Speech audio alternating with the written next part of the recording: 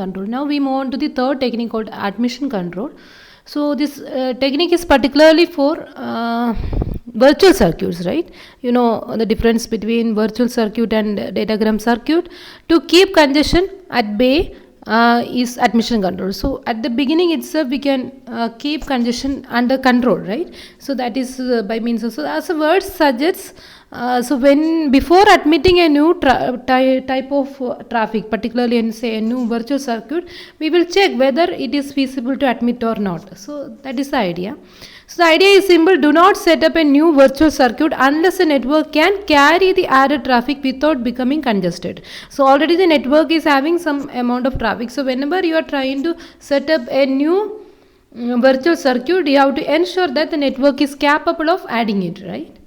So these attempts to set up a virtual circuit may fail if the network is not having enough capacity to handle it.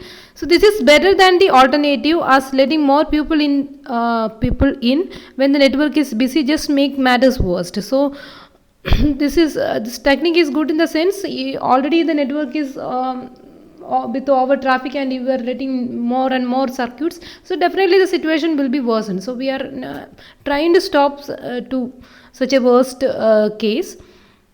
So the trick with this approach is working out when a new virtual circuit will lead to congestion. So that is the thing. So whenever a request for a new virtual circuit is coming, is you have to work out whether it will lead to congestion or not. If that is the case, you should not let it continue. So the task is straightforward. Say if you are using telephone network, it is not a big deal, right? So in case of telephone network, it is straightforward, because if you look at the type of communication, so we are just having the voice communication, right? So they usually use the fixed bandwidth calls, say typically 64 kilobits per second for an uncompressed audio. But when it comes to a network other than the telephone network, the normal data network, the scenario is different. Sometimes the traffic is bursty even. So bursty traffic and stream traffic, that terminology may be familiar for you.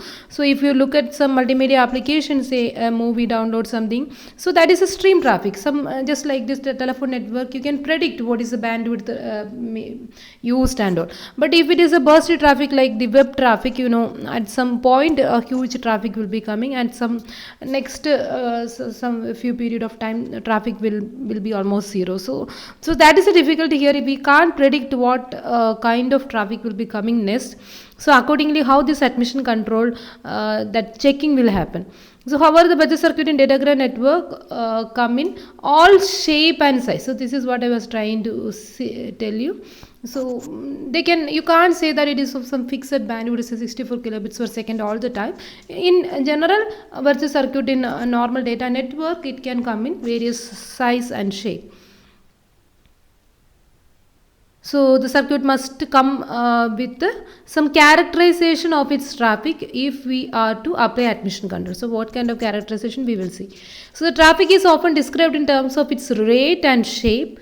Shape in the sense whether it is bursty or not, if it is streamlined, what is its rate, like that. So it is difficult to describe it in a simple yet meaningful way. So why such variations? Because the traffic is typically bursty. So bursty traffic you can't describe just in a simple way, say with 64 kilobits per second, like that you can't say, because sometimes the traffic will be very high and that rate you can't predict, and for rest of the time it may be somewhat zero. So that kind of burstiness you can expect in a typical data network. For example, traffic that varies while browsing web is more difficult to handle than the streamlined movie with the same long term throughput. So if you look at the throughput, both will be showing the same throughput, right? That the number of unit of information delivered per unit time. So that will be same for both the web traffic and streamlined movie. But the web traffic is typically bursty, right? So they are more likely to congest the routers than the streamline, because streamline always it will go with some fixed rate. But when it comes to burst traffic, they are coming as a burst for a particular time, and that time all of them will make the routers congested, so in a sudden way. So that kind of a situation may happen. So a commonly used descriptor that capture this effect is leaky bucket and token bucket. So anyway, these two terminology, leaky bucket and token bucket, we will see in detail when we discuss the topic quality of service. That is covered by a separate set of videos. You can go through that and you will understand this in detail. So for the time being, I will give a quick view. So it is something like so they are generally known to be traffic shaping algorithms, right? Traffic shaping, so admission control itself, but we are doing in a different way. So how we are shaping the traffic, because this burstiness we can control to some extent by this kind of traffic descriptors.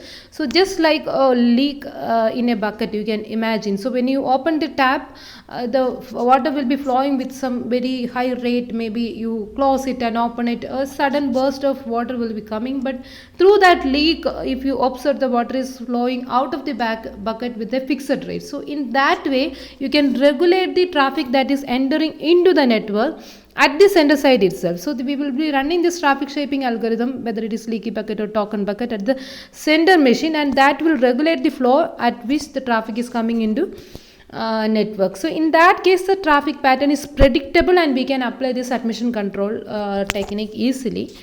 But if the traffic is not shaped by such technique, it will be difficult for us to implement the admission control, because how we will be predicting the current traffic pattern. So that is the issue we are facing. And similarly, token bucket is actually a variation of leaky bucket. Instead of a fixed rate by which the data is coming out of the device, here the tokens, something called the tokens, were generated with some fixed rate. So and whenever a particular character want to come out from the machine, they have to pick a token, and with that token they can go out. So this token is generated in a fixed rate, and that will regulate the rate at which data is coming into the network. That is the way. But for a particular duration of time, if the network is not having any data, still the token generation will happen. So after some time, if a network is having a sudden burst of data, they can take the tokens together and they can get into the network. So some kind of burstiness is supported by token bucket more compared to leaky bucket, but overall flow is always restricted in both cases. So that is the thing. Anyway, with this explanation, you may not get a complete picture of leaky and token bucket algorithm. You please watch the quality of service topic, those videos, and at the end I covered this in detail. So with that, you'll get a clear understanding. Yeah. So armed with such traffic descriptors like leaky bucket or token bucket, that kind of traffic shaping algorithms, the network can decide whether to admit the new virtual circuit or not. So that kind of a control is minimum needed to enable the admission control happen. Otherwise, it is difficult. So one possibility is for the network to reserve enough capacity along the paths of each of its virtual circuit that congestion will not occur at all. So this is a very straightforward approach, something we can all simply guess. Like if you have enough resources being reserved, congestion is not going to occur at all. So we are just predicting what will be the maximum demand of that particular virtual circuit. That many resources you are just reserving for it, so that you can ensure that it will never lead to congestion. So maximum how much is the demand, that much. But it's a very costlier reservation based solution, and also how much you reserved at any point of time, the network may not be utilizing all the things that you reserved, so the remaining resources will be simply wasted, right? So that is a difficult issue. Here the traffic descriptors, so in this particular reservation, so that is one solution, one trivial solution. So here the traffic description is a service agreement. So whenever as a user you can ask the service provider what is your requirement, like maximum this much data rate I want. So the service provider is giving you that data rate through a service agreement, and once they provide it, they are supposed to reserve that many resources for you, and you are ready to pay for all the resources that they given, and everything will go fine. So that is a way. So some kind of guarantee is there by means of that service agreement and the resource reservation. So but that is not practical all the way, right? So some cases if we are enough to tolerate that cost and all, we can go for that, but in normal application, typical application, home application and all, it's not the way. So a typical approach that we are using, we will see. So that is without making any guarantee, so without having any network service agreement, how we can achieve it. So still network can perform admission control. The task is then to estimate how many circuits will fit within the carrying capacity of the network without congestion. So here you are not doing any kind of reservation, but you are calculating something called, you are looking at the carrying capacity of the given network. So without congestion, how many circuit, how many say, so here we are assuming that the underlying network is virtual circuit based. So that is why we are trying to count the number of circuit that the network can handle without leading to any congestion. So how we will be calculating? For example, suppose a virtual circuit that may blast traffic at a rate up to. So see, this is the maximum requirement of a particular virtual circuit. It have a requirement up to 10 megabits per second. But particularly for this one we are not reserving, but instead we know that maximum this particular virtual circuit may lead to 10 megabits per second requirement.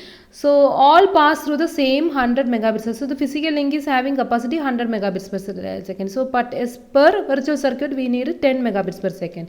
Now the question is then how many circuits can be admitted maximum, right? So the answer is 100 megabits per second divided by 10 megabits per second, it is 10, right? It's obviously 10 circuit that can be admitted without risking congestion. But you know, this is just wasteful, like we already seen in the guarantee, I mean reservation based scheme. Here also reservation in the sense we are not particularly reserving for this many circuits, but rather the total network capacity and the number of circuit you are restricting, right? So it is just a wasteful of resources in normal case, since it may rarely happen that all the 10 are transmitting full blast at the same time, right? So we the maximum requirement is actually 10 megabits per second. So whether all the 10 circuits we are using the maximum, that is 10 megabits per second at any particular period of time. So if you look in that way, the answer will be no, right? So most of the time some of the circuits may not have any data to send. So and that time you are not going to provide that bandwidth to a different circuit. So that is the difficulty here. So in real network, the measurement of the, okay, so a more general approach that we can have is you make some measurement, some kind of statistics of the past behavior that capture the statics of the transmission. So do some measurement of the past behavior. So how the network behaved, like during say last 1 hour out of 100 megabits per second, how many virtual circuits I allowed, so how many packed together gone to that particular physical link without making any congestion. Sometimes it may be more than 10, of course, maybe some 12, 13. So measure that and use some statistics, maybe some you can take some kind of mean over last 10 different slots of time with say 1 hour each, something like that, or mean so something variance, whatever it is. So do some statistics and that can be used to estimate the number of circuit to admit. So now the count will be of course more than 10 and that many circuit you can admit. So with some acceptable risk, still risk is there, because in worst case if all the 10 are sending 10 megabits per second, that maximum, with that maximum rate, then if you allow toll, definitely it is going to congestion. So the risk is there, but the probability of risk will be smaller number. So if you are ready to tolerate that small probability of risk, you can go for this. This is on practical approach for admission control. Now let's see a combination of admission control and traffic aware routing. So something we discussed in the last lecture. So how we can club them together, the concept of both. So here you can see that in that first part of the this figure. So this is something, this black points were different routers and how they are connected. And you can see that these this particular router and this particular router, and there is no link like that, that is mistakenly created. Yeah, this particular router is congested and this is also congested at any time. Now see, if you want to route or communicate something from A to B. So your goal is like you want to communicate something from A to B. So if you are not considering this congestion scenario, what will happen? Mostly the routing algorithm will be choosing a path, say something like this one, or something like this one. So chances are there, right? That means the routing path being used by the routing algorithm may contain this particular congested router. So if that is the case, definitely all the packets which are going through that particular path are going to make problem, right? So whenever a new virtual circuit is coming, for example, we need a communication between A and B.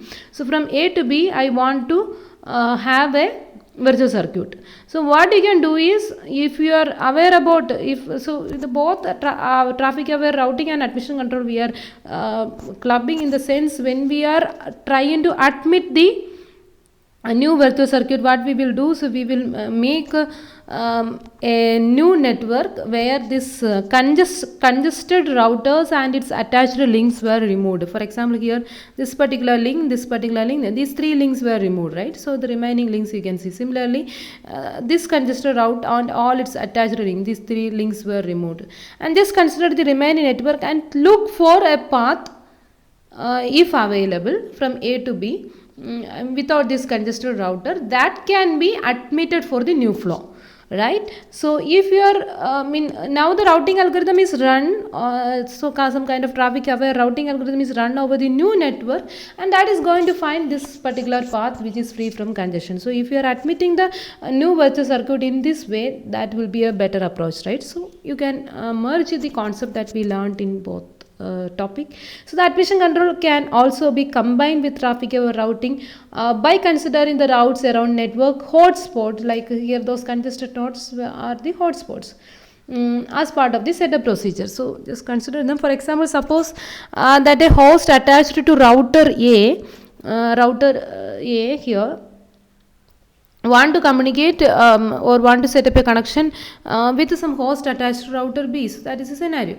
So normally this connection would pass through one of the congested routes. So chances are very high like it will be taking say this particular route for B or something that is going through this particular congested node.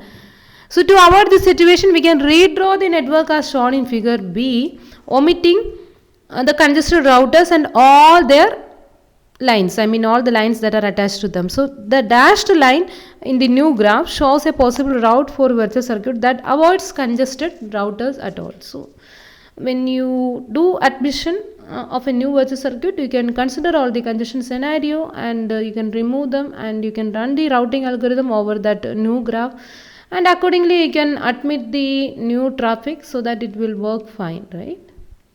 So that about this admission control, that particular way of dealing with the congestion. Now two more techniques were there that we will see in the subsequent video. Yeah, thanks for watching.